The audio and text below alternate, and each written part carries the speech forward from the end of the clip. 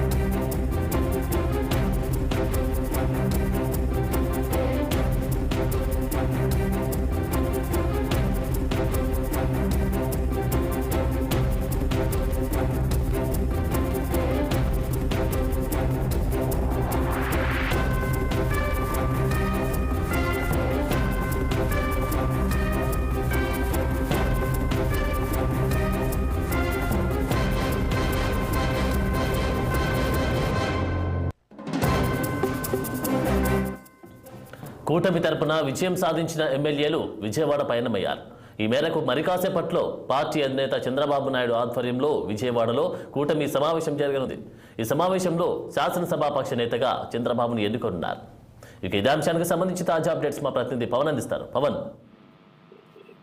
Good morning Anand. ఏదైతే ఈ రోజు ఏపీలో అయితే మాత్రం కూటమి ఎమ్మెల్యేల భేటీ అయితే మాత్రం సర్వతా ఒక ఉత్కంఠ వాతావరణం అనే చెప్పుకోవాలి. ఎందుకంటే ఈ రోజు మొట్టమొదటిగా ఏపీలోని కూటమి ఎమ్మెల్యేలంతా కూడా భేటీ కాబోతా ఉన్నారు. దీనికి సంబంధించి ఏదైతే విజయవాడలో ఉన్నటువంటి ఏ కన్వెన్షన్ లో ఈ రోజు ఉదయం ఏదైతే 10:40 గంటల ప్రాంతంలో కూడా టీడీపీ, జనసేన, బీజేపీకి సంబంధించినటువంటి కూటమి ఎమ్మెల్యేలు కూడా శాసనసభ పక్ష సమావేశం అయితే మాత్రం జరగబోతా ఉంది. ఈ మీటింగ్ కి టీడీపీ అధినేత చంద్రబాబుతో పాటు జనసేన అధినేత పవన్ కళ్యాణ్ హాజరు కానున్నారు. దీని సమావేశంలో శాసనసభ పక్ష నేతగా కూడా చంద్రబాబును పవన్ ఏకీకృతంగా ప్రతిపాదించుకున్నట్టు తెలుస్తా ఉంది. మరి దీనికి సంబంధించి ఏదైతే మూడు పార్టీలకు సంబంధించినటువంటి ఎమ్మెల్యేలు అయితే మాత్రం మద్దతు తెలపాలని ఇప్పటికే ఆ తీర్మానాన్ని కూడా కూటమి తరపున ఆంధ్రప్రదేశ్ గవర్నర్ అబ్దుల్ నజీర్ కి అయితే మాత్రం కూటమి నేతలు ప్రభుత్వాన్ని ఏర్పాటు చేసేందుకు ఆహ్వానించాలని చెప్పి కూడా కోరనున్నారు. ఇక చంద్రబాబు ప్రభుత్వం ఏర్పాటు చేయాలని చెప్పి కూడా గవర్నర్ ను ఆహ్వానించినటువంటి నేపథ్యంలో ఈ యొక్క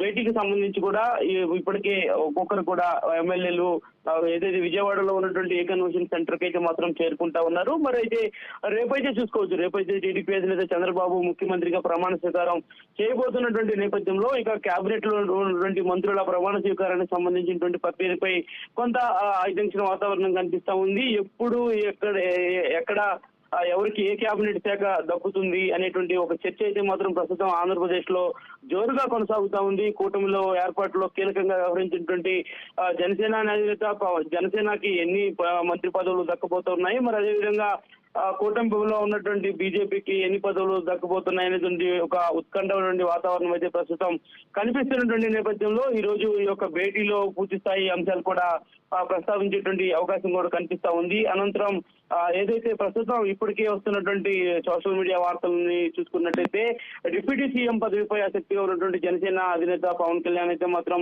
దీనిపై ఒక స్పష్టత వచ్చారని కూడా తెలుస్తా ఉంది. ఆ పార్టీలో ఉన్నటువంటి మరికొందరిని మంత్రులుగా ఛాన్స్ దక్కించుకునేటువంటి అవకాశం కూడా ఖచ్చితంగా కనిపిస్తా ఉంది.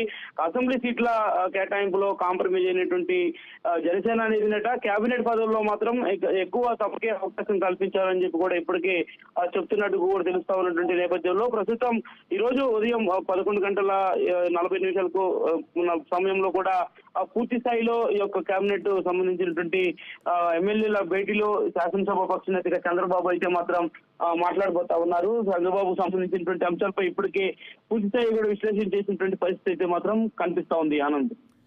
ఓకే పవన్, మరి ఒకవైపేమో బీజేపీ, మరొక వైపేమో జనసేన, మరి ఈ యొక్క కూటమిలో ఉన్నటువంటి వీరికి ఎన్ని పదవులు వచ్చే అవకాశం కనిపిస్తూ ఉంది, ఎలా డివైడ్ చేసే అవకాశం కనిపిస్తూ ఉంది?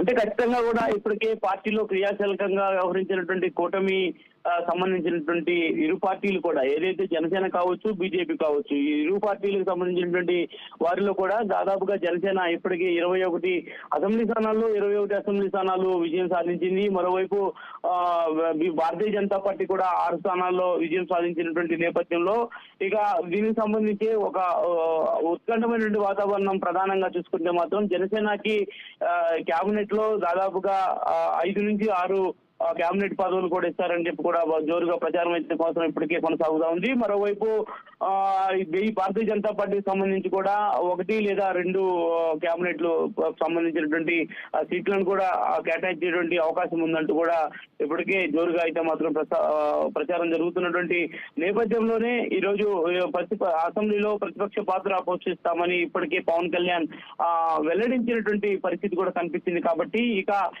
ఏ విధంగా ఉండబోతుంది కనీసం 5 నుంచి మంత్రి పదవులు 6 నుంచి కూడా ఇచ్చేటువంటి అవకాశం ఖచ్చితంగా కనిపిస్తుంది. కాబట్టి జనసేన అయితే మాత్రం పూర్తి స్థాయిలో కాంప్రమైజ్ అవడానికి అయితే ముందుకు లేదు ఖచ్చితంగా. ఎందుకంటే చూసాం అసెంబ్లీ సంబంధించినటువంటి ఎన్నికల్లో కూడా చూసాం మనం ఖచ్చితంగా దాదాపు 50 సీట్ల వరకు జనసేనకి కేటాయిస్తారని చెప్పి కూడా వచ్చినటువంటి వార్తల నేపథ్యంలో చంద్రబాబు నిర్ణయం 21 స్థానాల్లోనే జనసేన అధినేత పవన్ కళ్యాణ్ అయితే మాత్రం టికెట్లని కేటాయించి అభ్యర్థులని బరిలో దించారు. మరి అలాంటి పరిస్థితుల్లో ఈ రోజు 21 సీట్లని గెలిచినటువంటి అనంతరం ఇక కేబినెట్ సంబంధించినటువంటి మంత్రుల పదవుల్లో కూడా ఇక కాంప్రమైజ్ కాబోరని కూడా స్పష్టంగా అర్థమవుతున్నటువంటి పరిస్థితి అయితే మాత్రం ఖచ్చితంగా కనిపిస్తా ఉంది. ఖచ్చితంగా తమకు 5 నుంచి 6 అసెంబ్లీ ఏదైతే కేబినెట్ లో అయితే మాత్రం స్థానం కల్పించాలంటూ ఇప్పటికే చంద్రబాబును కోరినట్టుగా కూడా తెలుస్తా ఉంది. మరి అందులో భాగంగానే చంద్రబాబు కూడా ఈ విషయంపై విశ్లేషణ అయితే మాత్రం చేయబోతా ఉన్నారు. మరోవైపు భారతీయ జనతా పార్టీ కూడా 1-2 కేబినెట్ సంబంధించినటువంటి సీట్లపై కూడా కసరత్తు అయితే మాత్రం వేగవంతం చేసింది. ఢిల్లీలో ఉన్నటువంటి అగ్రనేతలతో చంద్రబాబుతో మాట్లాడించుకుంటున్నట్టుగా కూడా ప్రస్తుతం మనకి సమాచారం అంతా ఉంది. మరి ఈ నేపథ్యంలోనే అసలు ఏం జరగబోతా ఉంది ఏంటి అన్నది ఒక కోణంలో కూడా ఇప్పటికీ ఈ రోజు ఏపీ రాష్ట్రానికి అయితే మాత్రం 3వ ముఖ్యమంత్రిగా చంద్రబాబు ప్రమాణ స్వీకారం చేయబోతున్నటువంటి నేపథ్యంలో రేపు మరి దీనికి సంబంధించినటువంటి కసరత్తు కూడా వేగవంతమైంది. రేపు అంటే ఈ రోజు సాయంత్రం 5-6 గంటల కలగడం ఒక క్లారిటీ వచ్చేటువంటి అవకాశం అయితే మాత్రం ఖచ్చితంగా కనిపిస్తా ఉంది. ఆనంద్. ఓకే పవన్, మరి ఫైనల్గా పవన్ కళ్యాణ్కి డిప్యూటీ సీఎం ఇచ్చేటువంటి అంటే వస్తున్నటువంటి నేపథ్యంలో మరి డిప్యూటీ సీఎం పదవితో పాటు ఇంకేమైనా పదవి ఇచ్చే అవకాశం కనిపిస్తా ఉందా? అంటే ఖచ్చితంగా కూడా ఏదైతే డిప్యూటీ సీఎం పదవికి అయితే మాత్రం జనసేన అధినేత పవన్ కళ్యాణ్ కొంత కాంప్రమైజ్ అయ్యారు అనే దాని మీద కూడా ప్రస్తుతం అయితే మాత్రం పార్టీ వర్గాలు అయితే చెప్తా ఉన్నాయి. డిప్యూటీ సీఎం పదవికి ఇప్పటికే పవన్ కళ్యాణ్ కూడా ప్రతిపాదన ఎవరు చెప్పడంతో మరి దీనిపై అధినేత చంద్రబాబు ఎలాంటి నిర్ణయం తీసుకుంటారు అనే దానిపై కూడా క్లారిటీ రావాల్సినటువంటి అవసరం అయితే ఖచ్చితంగా కూడా కనిపిస్తా ఉంది. ఎందుకంటే చూడొచ్చు ఇప్పటికే కూడా కేబినెట్ కు సంబంధించినటువంటి విషయంపై చంద్రబాబు పక్క క్రియాశీలకంగా పాత్ర పోషిస్తా ఉన్నారు.